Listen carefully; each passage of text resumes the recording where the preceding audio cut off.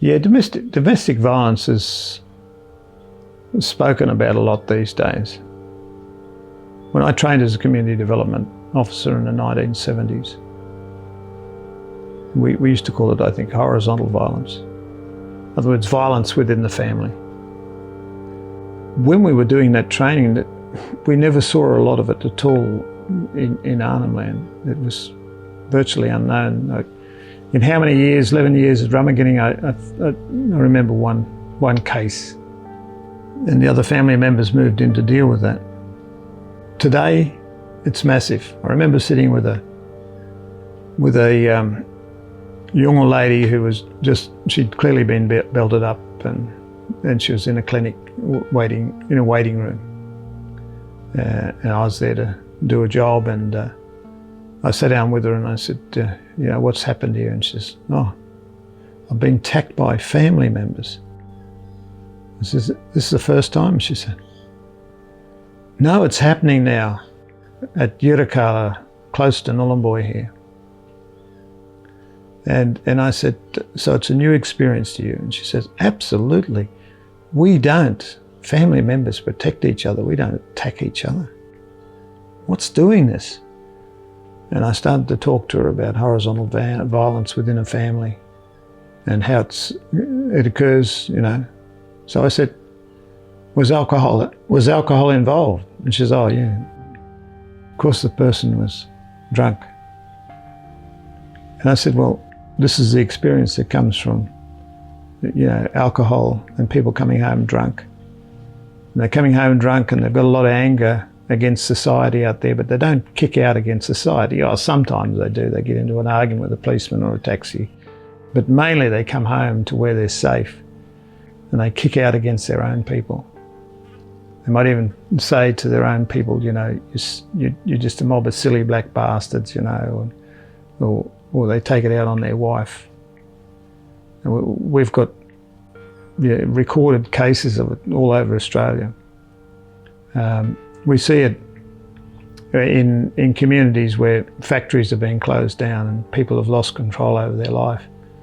And all they got left is to go and get drunk, and they come home and then they take it out on their families.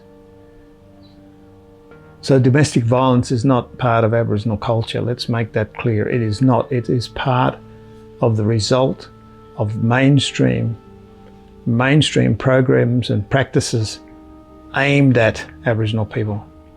When a mining company moved in here to Nhulunbuy, they required to have alcohol because it's whitefellow culture. Must have alcohol. That decision means that a lot of family members in this area are going to be violated. Because alcohol, in most cases, is there connected to domestic violence, murder, assaults. Alcohol's right there, in most cases.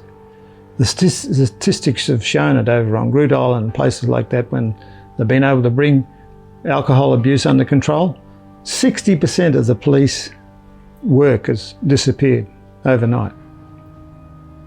So we want to talk about domestic violence. Let's talk about cultural violence, where one culture, because of their culture, they have to drink their drug, alcohol. They have to.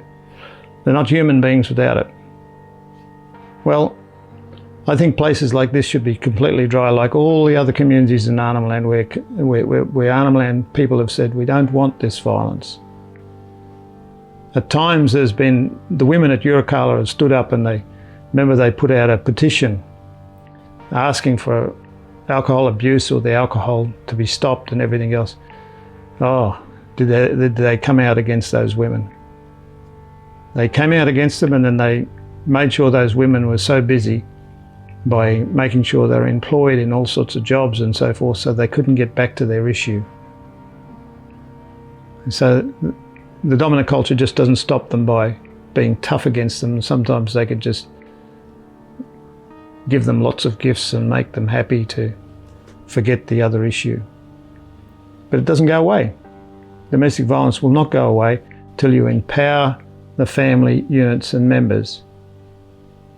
When Aboriginal people and men, whether they're black, white or brindle, are disempowered. They can't be the heroes for their family anymore, which they want to be, where they're providing for the family fully, they're protecting the family fully. They're now just somebody out on the edge. They're just as one man said to me not too long before he took his life, he just says, "I'm just a social security check now." That's when they used to get checks. I'm just a social security check. I'm not the man who goes out and hunting and bringing back food and fish and that anymore. I'm just a social security check. Now some people will say, well, why doesn't he go hunting? When you bring in a whole social security system, I wrote about it in the book, Why Warriors Lie Down and Die. The devastation that is brought upon Arnhem Land. And yet all the people down south, all the bleeding heart people said, oh, they must have access to welfare too. And they forced it into Arnhem Land, The end result of that, of all of those outside decisions over where people are at here, is domestic violence. So there's many reasons that lead towards domestic violence. Again, to find what is the underlying causes and all that, you've got to go back and find the fundamental reasons why these interactions are happening. It's not part of Aboriginal culture. It's part of the new culture that we have now created.